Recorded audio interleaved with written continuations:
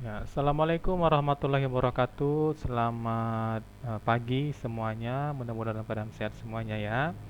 Nah, pada kesempatan hari ini kita masuk di pertemuan kita yang pertama karena telah selesai kita kemarin di semester ganjil. Sekarang kita masuk di semester genap. Di pertemuan kita yang pertama ini di semester genap kita membahas tentang teori asam dan basa. Ya. Nah, jadi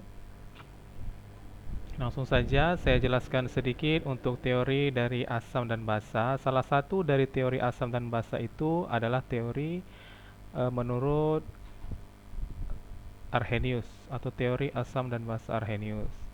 Nah, kata Arrhenius ya, larutan asam dan basa itu merupakan contoh dari larutan elektrolit. Ya, jadi pada tahun 1884 Svante Arrhenius ya, tahun 1859 sampai 1897, seorang ilmuwan Swedia yang memenangkan hadiah Nobel atas karyanya di bidang ionisasi. Ya, jadi dia memperkenalkan pemikiran tentang senyawa yang terpisah atau terurai menjadi bagian ion-ion dalam larutan. Nah, dia menjelaskan yang terpisah, dia menjelaskan bagian kekuatan asam dalam larutan air, ya, aqua, yang tergantung pada konsentrasi ion-ion hidrogen di dalamnya. Nah, jadi menurut Arrhenius, ya, asam itu adalah zat yang dalam air melepaskan ion H positif, katanya. Sementara basa adalah suatu zat yang di dalam air atau jika kita masukkan dia ke dalam air, maka dia melepaskan ion OH negatif, yaitu kata daripada si Arrhenius.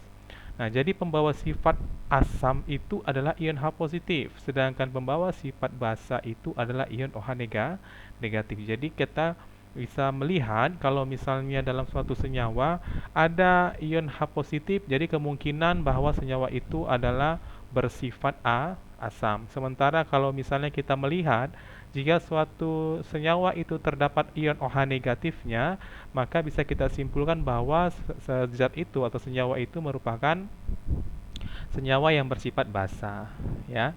Nah, asam arrhenius itu dirumuskan dengan HXZ, ya, HXZ yang dalam air mengalami ionisasi sebagai berikut. Contoh nih, HX. Jadi X inilah indeksnya, angka ya. Kemudian mengalami ionisasi X, jadi angkanya pindah ke depan. H positif, ya, H positif ditambah Z, ya, X negatif. Jadi indeks ini menjadi jumlah daripada ion si Z negatif, ya. Nah, jumlah ion H positif ya yang dapat dihasilkan oleh satu molekul asam itu disebut dengan valensi asam. Ya, saya ulangi, jumlah ion H positif yang dapat dihasilkan oleh satu molekul asam itu disebut dengan valensi asam. Nah, sedangkan ion negatif yang terbentuk dari asam setelah melepaskan ion H positif itu disebut dengan ion sisa asam. Ya, ion sisa asam. Perhatikan contoh yang ini. Jadi nanti ya, perhatikan contoh di 51.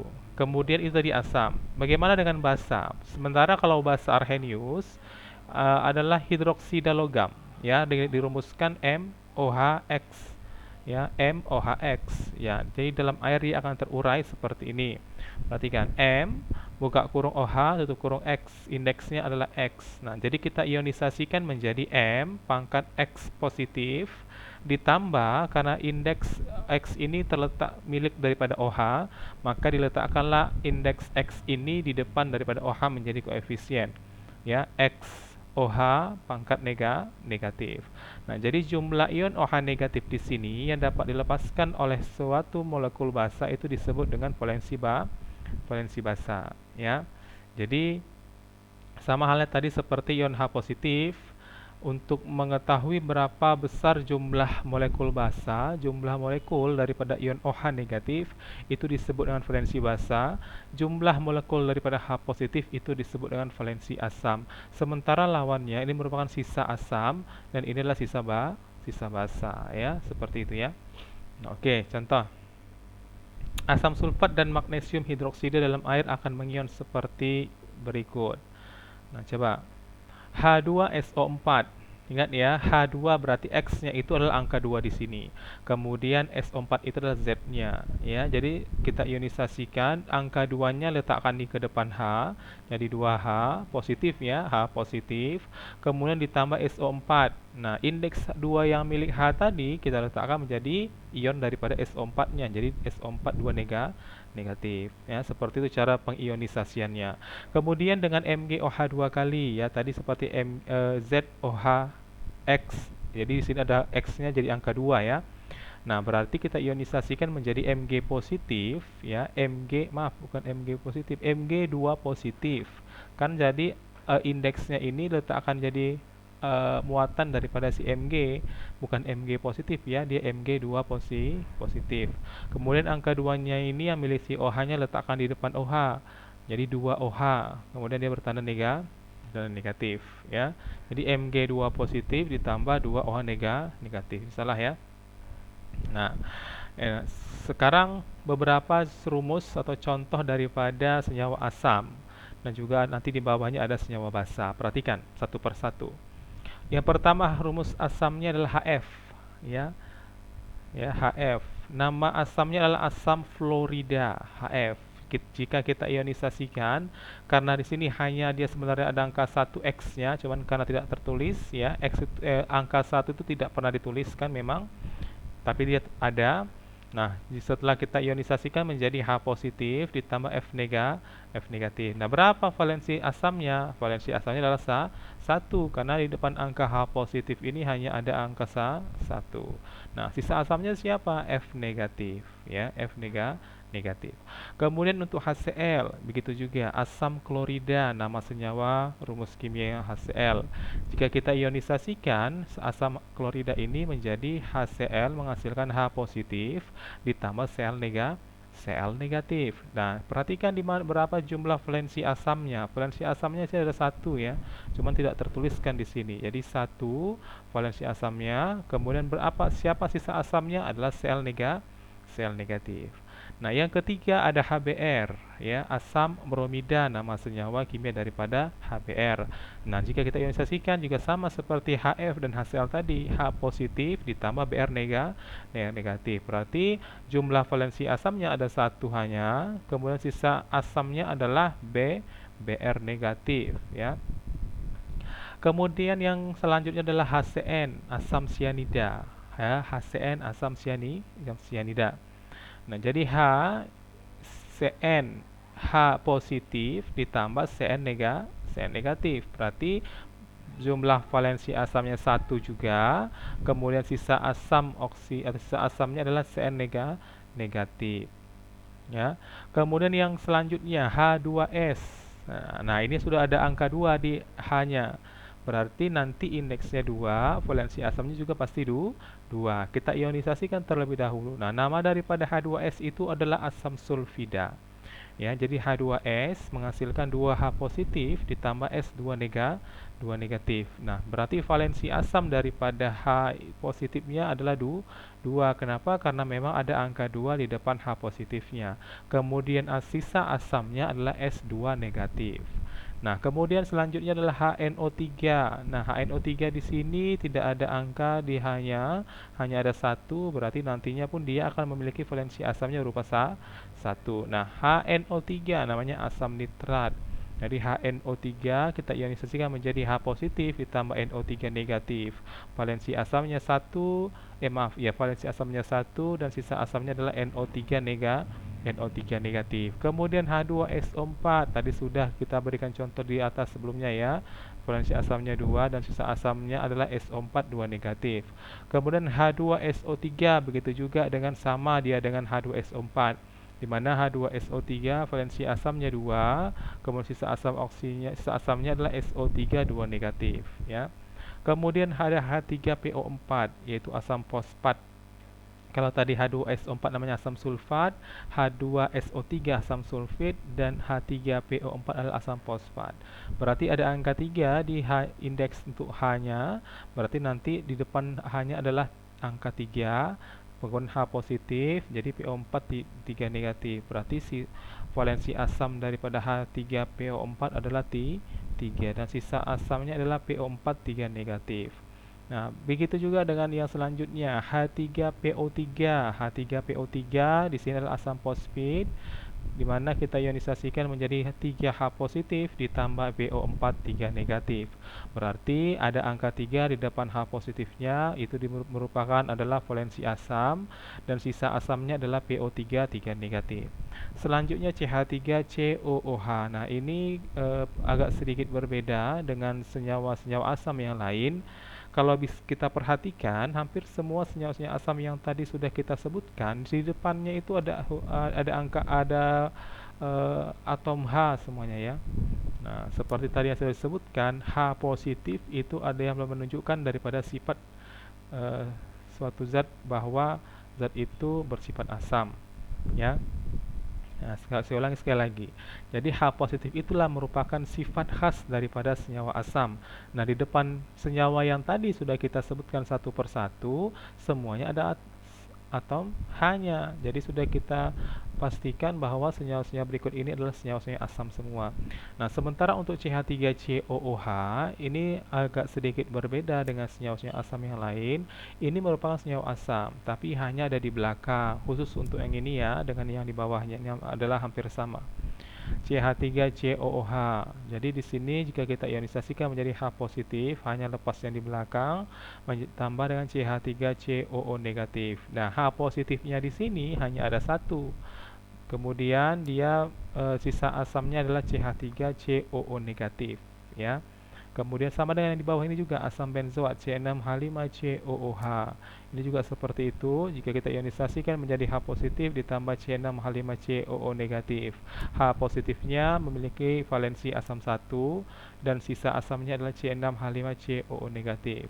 Nah, yang terakhir H2C2O4 hanya ada 2 di sini indeksnya. Berarti nanti valensi asamnya adalah 2, sementara sisa asamnya adalah C2O4 2 negatif. Nah, itulah beberapa contoh daripada senyawa-senyawa asam dan juga ionisasi daripada senyawa-senyawa asam tersebut.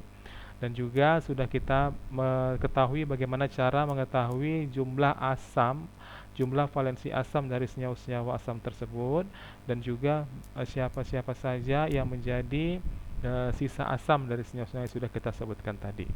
Nah, itu untuk senyawa asam. Bagaimana dengan senyawa basa? Hampir sama dengan senyawa asam, ya, hampir sama dengan senyawa asam. Nah, yang pertama contohnya adalah NaOH. Nah, coba kita perhatikan dulu untuk keseluruhan daripada senyawa-senyawa yang ada tertuliskan di sini. Ya, semuanya itu ada OH-nya. Nah, tadi di awal sudah kita sebutkan, ya, sudah kita sebutkan bahwa yang menjadi ciri khas daripada senyawa basa itu adalah adanya OH negatif. Ya, jadi perhatikan saja di sini. Kalau ada OH ini ya berarti dia merupakan senyawa basa. Ya. Nah, kita buat contoh yang pertama adalah NaOH. NaOH nama senyawa basanya adalah natrium hidroksida. Na-nya natrium, OH-nya itu dibaca dengan hidroksida. Nah, jika kita ionisasikan NaOH-nya menjadi Na positif ditambah OH negatif. Nah, OH-nya di sini ada berapa? Ada 1. Di depannya ini sebenarnya ada angka 1. Nah, itu berarti valensi basanya adalah 1. Nah, sisa basanya adalah Na positif ya. Nah, tapi jarang diminta sisa basanya. Nah, kemudian yang kedua KOH. KOH nama senyawa kimianya itu adalah kalium hidroksida ya. Kalium hidroksida jika kita ionisasikan menjadi K positif ditambah OH negatif. Berarti di sini juga valensi basanya 1. Kemudian MgOH 2 kali, magnesium hidroksida. MgOH 2 kali, berarti ada angka 2 di OH-nya nanti ya. Valensi basanya ada 2 karena OH-nya sudah ada 2. Ya, jika kita ionisasikan menjadi Mg2 positif ditambah 2 OH negatif. Selanjutnya ada CaOH 2 kali. Ya, namanya kalsium hidroksida. Jadi CaOH 2 kali ini jika kita ionisasikan menjadi Ca2 positif ditambah 2 OH negatif. Nah, ada 2 di depan ada angka 2 di depan OH negatif. Berarti valensi basa daripada OH ini adalah 2. Selanjutnya ada BaOH 2 kali. Nah, BaOH 2 kali juga sama seperti Ca tadi. Ba ini adalah barium hidroksida. Nah, reaksi ionisasinya BaOH2 kali ini adalah Ba2 positif ditambah 2 OH negatif. Nah, valensi basanya adalah 2. Kemudian selanjutnya ada FeOH 3 kali atau besi 3 hidroksida. FeOH 3 kali di sini jika kita ionisasikan menjadi Fe3 positif ditambah 3 OH negatif ya. Nah, berarti jumlah valensi basanya adalah 3 karena ada angka 3 di depan OH negatifnya. Selanjutnya ada FeOH2 kali besi 2 hidroksida, namanya FeOH2 kali jika kita ionisasikan menjadi Fe2 positif ditambah dengan 2 OH negatif. Berarti ada angka 2 di depan OH negatifnya, berarti jumlah valensi basanya adalah 2. Selanjutnya ada AlOH 3 kali ya. Namanya ini ada aluminium hidroksida. Aluminium hidroksida jika kita ionisasikan menjadi Al3 positif ditambah 3 OH negatif. Nah, karena ada angka 3 di depan OH negatifnya, berarti valensi basa adalah 3. Nah, yang terakhir adalah SrOH 2 kali ya, strontium hidroksida. SrOH2 kali jika kita ionisasikan menjadi Sr2 positif ditambah 2 OH negatif. Dan jadi valensi basa daripada SrOH2 kali ini adalah 2. Nah, itulah beberapa contoh daripada senyawa-senyawa basa dengan juga jumlah daripada valensinya. Hampir sama dengan kita menentukan jumlah valensi dan juga sisa asam daripada senyawa asam yang tadi sebelumnya. Jadi diperhatikan saja berapa ada angka yang di depan H positif dan juga angka yang berada di depan OH negatif. Itu merupakan angka-angka untuk menunjukkan berapa jumlah valensi asam dan juga valensi basanya. Jadi saya harapkan kepada kalian semua untuk bisa mengionisasikan baik itu senyawa asam ataupun senyawa basanya ya. Oke, baik. Kita lanjutkan.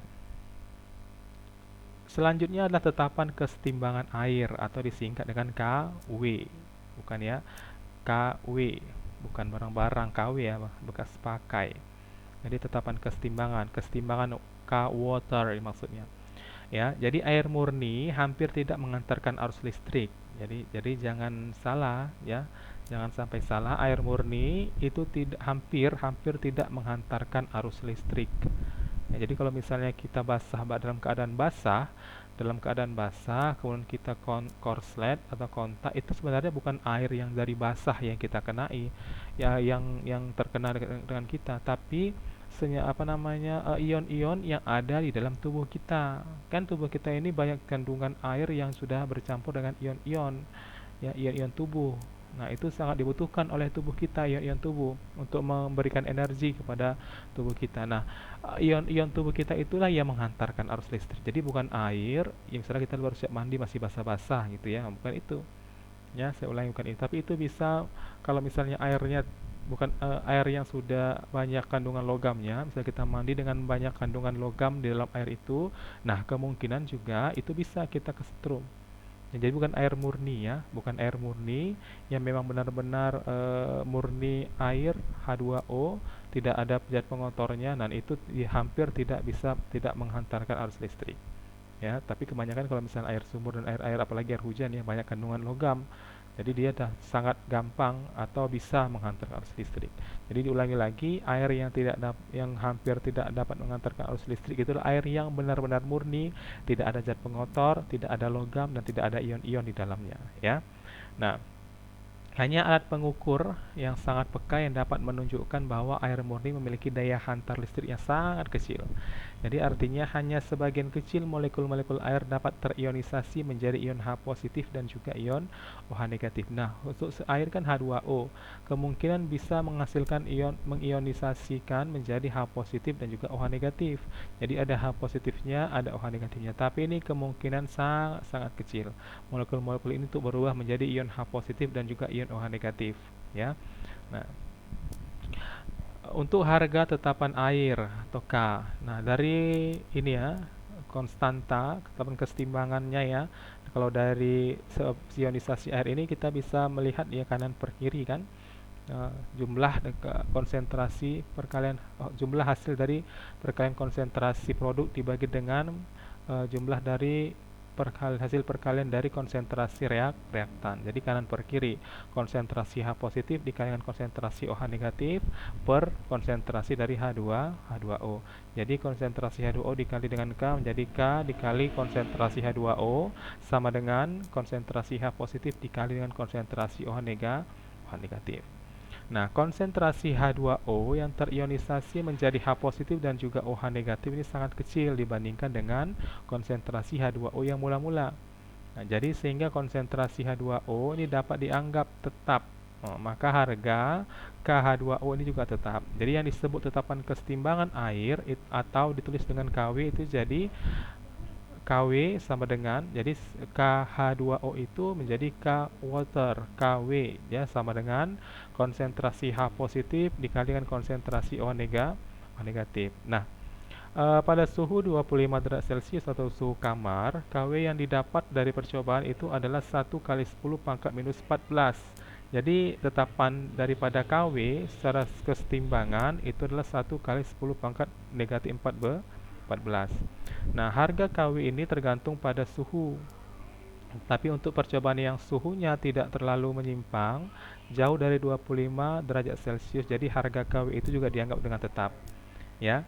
Jadi untuk perhitungan perhitungan untuk tetapan kesetimbangan water ini tadi pada suhu kamar 25 derajat Celcius dan juga tetapan 1 atm, maka nilai KW itu adalah 1 kali 10 pangkat negatif 14. Nah, ini ada contoh dibuatkan di sini untuk menghitung KW pada pada berbagai suhu ya, hasil percobaan di mana KW di sini sama dengan konsentrasi H positif dikali dengan konsentrasi OH negatif itu sama dengan 10 pangkat negatif 14. Ya. H positif, konsentrasi H positif dikali konsentrasi OH negatif itu sama dengan 10 pangkat minus 14. Pada suhu 0, nilai KW-nya adalah 0,114 kali 10 pangkat minus 14. Pada suhu 10 derajat Celcius, nilai KW-nya adalah 0,295 kali 10 pangkat minus 14. Pada suhu 20 derajat Celcius, tetapan konsentrasi KW itu adalah 0,676 kali 10 pangkat minus 14. Kemudian pada suhu 25 derajat Celcius, nilai KW 1 kali 10 pangkat minus 14. Kemudian pada suhu 60 derajat Celcius nilai KW-nya 9,55 kali 10 pangkat minus 14. Dan pada suhu 100 derajat Celcius nilai KW-nya adalah 55 kali 10 pangkat minus 14. Nah, jadi karena dia hasil perkalian konsentrasi antara H positif dengan juga OH negatif adalah 10 pangkat minus 14, maka H positif, konsentrasi H positif itu sama dengan 10 pangkat negatif 7 dan juga OH negatif 10 pangkat negatif 7. Jadi artinya dalam 1 liter air murni itu tergantung ion H positif dan juga ion OH negatif masing-masing sebanyak 10 pangkat negatif 7 mol ya. Nah, jika ke dalam air itu kita tambahkan suatu asam, jadi maka konsentrasi H positifnya akan bertambah ya. Akan tetapi hasil perkalian antara konsentrasi H positif dengan konsentrasi OH negatif itu tetap sama ya. Nah, dengan KW-nya. Jadi nilai KW tetap 10 pangkat minus 14. Nah, hal ini dapat terjadi karena kesetimbangan bergeser ke kiri yang menyebabkan pengurangan konsentrasi OH negatif. Jadi kesetimbangan juga akan bergeser jika ke dalam air ditambahkan suatu basa. Dari pembahasan ini dapat disimpulkan sebagai berikut. Perhatikan. Jadi catatannya dalam larutan berair maka KW-nya itu sama dengan hasil perkalian antara konsentrasi H positif dan juga konsentrasi OH negatif. Tapi dalam air murni atau larutan netral, konsentrasi H positifnya itu sama dengan konsentrasi ion OH negatif. Nah, berbeda dengan dalam larutan asam ya. Kalau dalam larutan asam, konsentrasi H positifnya pasti lebih besar dibandingkan dengan konsentrasi OH negatif. Begitu juga dengan dalam larutan basa, konsentrasi H positifnya lebih kecil daripada konsentrasi OH negatif. Jadi perhatikan catatan ini ya. Nah, kira-kira sampai di sini penjelasan yang saya jelaskan ini sudah paham atau belum kira-kira?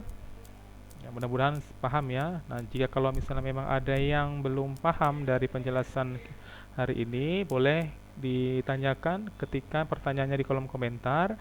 Akan kita diskusikan lebih lanjut di dalam kolom komentarnya ya. Nah, oke, saya akhiri saja pertemuan kita pada hari ini. Lebih dan kurang saya mohon maaf. Wabillahi taufiq wal hidayah. Assalamualaikum warahmatullahi wabarakatuh. Selamat siang semuanya.